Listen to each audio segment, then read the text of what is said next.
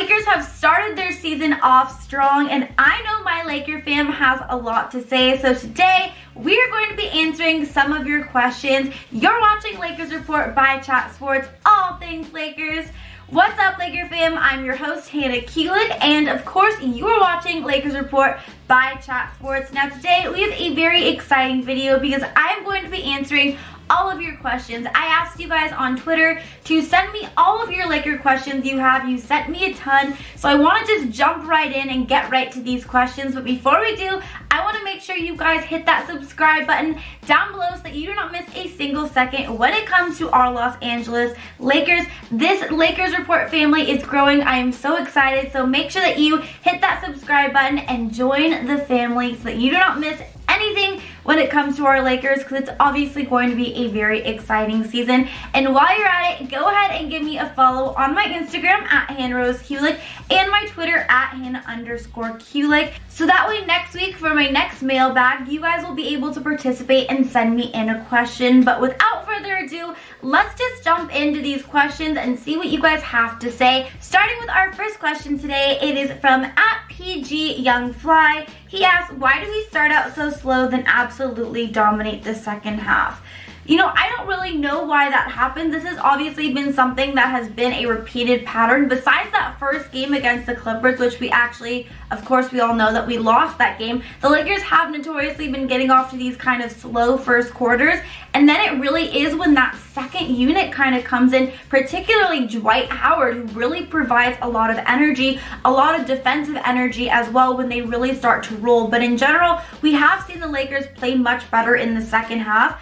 They've really been buckled down defensively in that second half as well, which has obviously helped. So I think a big part of that is just this is a new team. There is going to be an adjustment period. Sometimes, you know, starting off the game, you can see that you're doing some things wrong, and as the game continues, obviously you can make some adjustments and stuff. But just as we do move forward into the season, I do want the Lakers to really start off strong in that first quarter, especially from the defensive end, because they have shown that they are really capable of being an elite defensive team. And we saw that against the game in Memphis when they held the Memphis Grizzlies to only 20 points in that second half. So I want to see them really start off strong. So I agree with you, but I would like to see them really start off that first quarter strong and really just play strong for a solid 48 minutes. But again, new team, so it's going to take a little bit of time, and I'm pretty happy with where we're at right now. No matter how we win the game, as long as we win, I'm pretty happy, to be honest. And our next question is from, oh, I love this one. It is from @KB24Drive. He asked, what are your thoughts on Avery Bradley? I have been extremely impressed with Avery Bradley, especially from the defensive end. I'm very excited that he has been able to get that start because I think defensively it has really helped us a lot, and I think he's been doing a lot that hasn't really been even showing up on the stat sheet. I've actually been at a couple of games and you can really watch how well he's playing defensively. He is really such a lockdown defender. Something that I would critique Avery Bradley the first couple of games of the season was that he wasn't really being that aggressive offensively, but we have seen him as of late be a little bit more aggressive offensively. Still don't think he's being as aggressive as I would like to see him. I would like to see him look to take some more shots, look to take some more threes, and just really kind of look to maybe drive to the basket a little bit more. But at the same time, I've been extremely impressed by what I have seen from him on the defensive end. And honestly, he has been one of the biggest surprises and really biggest excitements for me. I know a lot of people said that, you know, during training camp, he was kind of all the hype was about him. But in preseason, I didn't really see it too much. So now that the season has started, I'm starting to see what everyone was whispering about and what everyone was talking about, him being that lockdown defender. So very impressed with Avery Bradley so far. That was a great question, by the way. Thank you so much for asking it. Next question here we have from @BigaDeRuler. He says, after we start rolling, I can realistically see Anthony Davis averaging around 33 to 35 points with 13 to 14 rebounds and 2 blocks. Those would be awesome numbers. With numbers like that, he could win MVP and/or Defensive Player of the Year. So what do you think could AD average this season? Well, that would be awesome if Anthony Davis averages 30 to 35 points and 13 or 14 rebounds. I don't necessarily know if that's going to be the case. Those may be some pretty outlandish numbers. There's really been few players who have ever played to be able to average, 35 points and 14 rebounds. So, never know. AD could be, a player who does that. But I think a realistic thing for Anthony Davis is somewhere around the 29-point range and then about 12 rebounds. Now, we're obviously going to see him have many games this season where he goes well above that, like that Memphis Grizzlies game when he had 40 points and 20 rebounds in just 3 quarters alone. So, but I think in terms of his season averages, I think 29 points and about 13 rebounds is something that could definitely be realistic, which are awesome numbers. And then in terms of, I don't really know if this is a part of your question, but in terms of whether or not I believe AD can win MVP or Defensive Player of the Year, I definitely think he can. I personally think he can win both.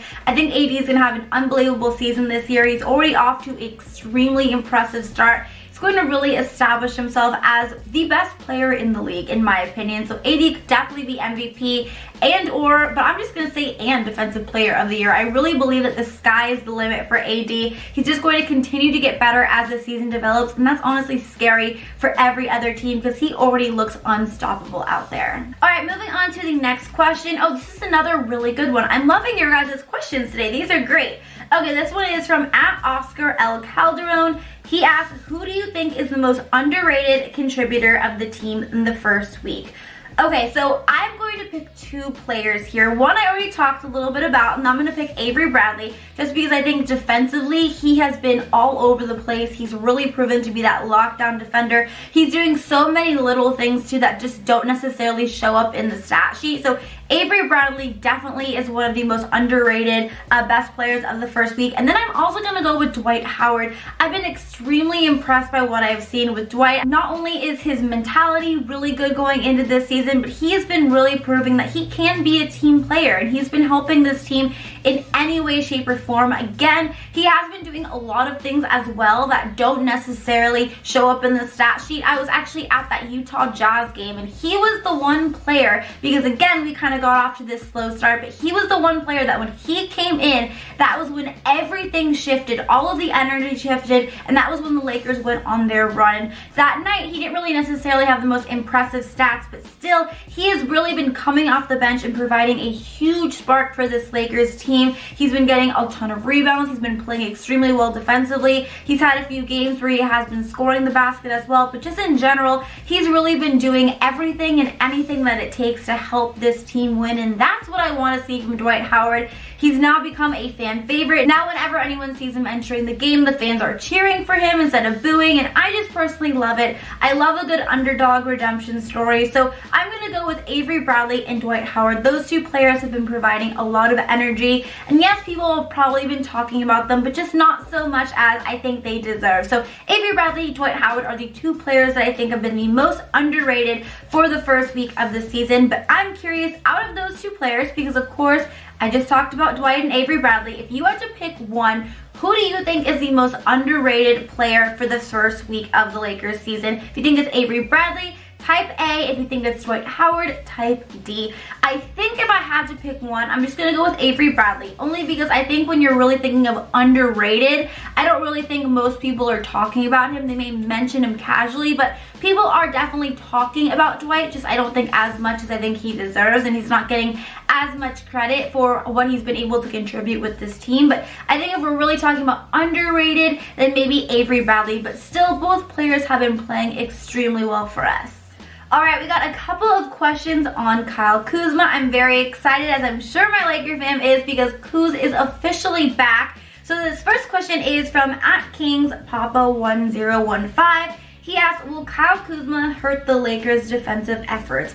I don't think so at all. I mean, yes, Kuz is maybe not the best defensive player, but he has been working extremely hard on his defense this offseason. He got a ton of experience trying out for Team USA. And you know, Kuz is really the kind of player who works extremely hard. And if he has a weakness, he addresses that with a vengeance and really works as hard as he possibly can to become better at whatever he needs to improve on. And he knew going into this offseason that defense was definitely something he needed to improve on, and I know he's worked extremely hard, so we're just going to kind of have to wait and see how the season continues, as Kuz continues to get healthy and continues to be able to play more minutes. But as of right now, I definitely don't see him being any sort of defensive liability or anything like that. And then this next question, which also refers to Kuzma, it is from @LouiseR12. He asks, how do you feel like Kuzma fits on this team? Would he be better off the bench, or should he be a starter? This is an interesting question. I, like most Laker fans, assumed at the beginning of this offseason that Kuz would obviously be a starter, but as things kind of played out during the summer, during free agency, it looks more so like Kuz is going to be coming off the bench and having more of a six-man role type of situation. But as this season started, we've seen Anthony Davis actually playing the center a little bit more than I think he originally thought would be possible, and we've really been seeing it work a lot. Originally, Anthony Davis said he didn't really want to play the 5 for us. He wanted to be more of that power forward, but fortunately in that starting lineup, JaVale McGee just hasn't really been clicking that well with that starting 5. So we've actually seen Anthony Davis been playing a lot more minutes at that center position, and it's been working. And if it continues to work, then I'm curious to see if he would end up just being that starting center. Then of course that would free up some space for Kuz to be in that starting lineup. So I think Kuz could be a starter, or he could also be obviously the best player coming off the bench, really be able to provide us with that spark off the bench and be that six-man role for us. I personally would like to see Kuz in that starting lineup just because I believe he deserves it. I think if the Lakers want him to be that third star, I think he needs to be in that starting lineup. But at the end of the day, it really is just going to kind of depend on what the other members of that starting lineup and how that all kind of looks like. If AD plays the center, then that frees up a spot for Kuz, or if LeBron ends up going to that point guard and Avery Bradley gets taken out of that starting spot, or Danny Green gets taken out of that starting spot, which I don't really see happening, then of course that would also free a spot for Kuz. But as of right now, there really isn't a spot available for him unless there is kind of a switch to that starting lineup, which may happen. But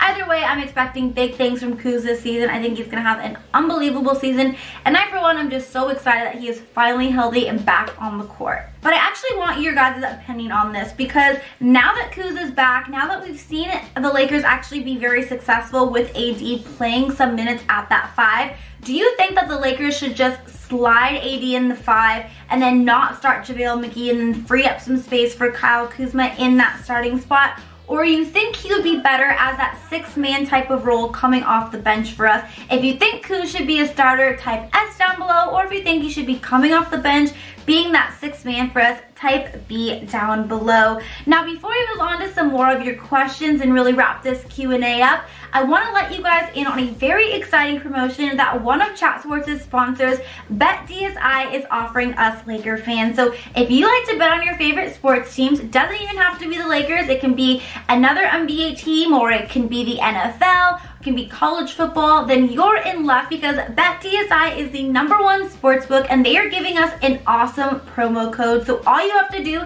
is go to chatsports.com/bet, enter the promo code Lakers120, and you will get 120% deposit bonus to go play, bet on your favorite sports teams, and win some extra cash this year. So I am so grateful to BetDSI for giving us this awesome opportunity, for giving us this promo code. Again, so easy. All you do is go to chatsports.com/bet, enter Lakers120, and you get 120% deposit bonus. But let's move on to some more of your questions. All right, @Ernie4LA wants to know your thoughts on Frank Vogel so far. So I actually talked about this a little bit in my monthly grades video. I did a takeaways of the first month, and then the grades of the players, the coaching staff, defense, etc. in that first month. But in terms of my thoughts on Frank Vogel, I've been fine with what I've seen. I think he's been doing a very solid effort. Obviously, it's still very new. He's still getting to know the players, getting to know the rotations.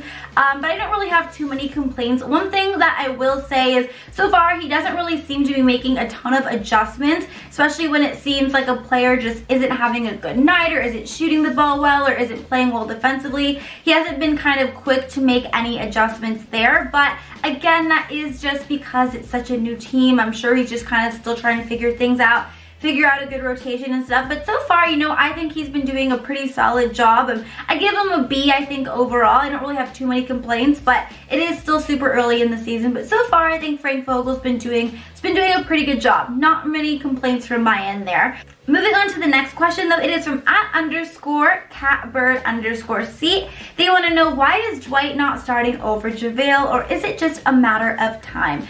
I personally just think it's a matter of time, honestly. I mean, Dwight Howard's been off to an incredible start, and he's really been proving that he can be a team player, really do everything that it takes to help this team win. And so far, JaVale has been really struggling. He's only averaging about 4 points, 3 rebounds, something around there, and he just doesn't really seem like he's clicking with that starting lineup. And in general, the Lakers are tending to play much better when Dwight Howard is on the floor. So I think obviously to start this season, we wanted to make sure that Dwight was really in a good mindset and that he wasn't just talking the talk. He could really walk the walk and be a team player and really be healthy and be able to contribute in any way. And I think so far, we can all agree that he has been showing that. So it's going to be interesting to see, because he has been playing much better, in my opinion, than JaVale McGee, who has been struggling, how much longer the Lakers go to wait until start Dwight Howard over JaVale, or if they just believe that having Dwight come off the bench and really provide that defensive effort and that spark off the bench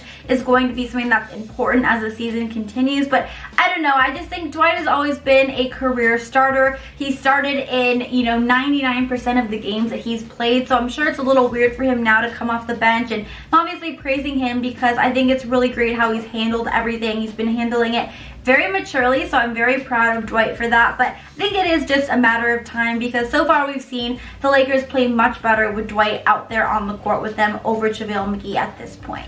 Alright, now let's answer one final question. This last question today is from @DavidLoya51. He asked, if the Lakers stay healthy, where do you see them finishing in the West?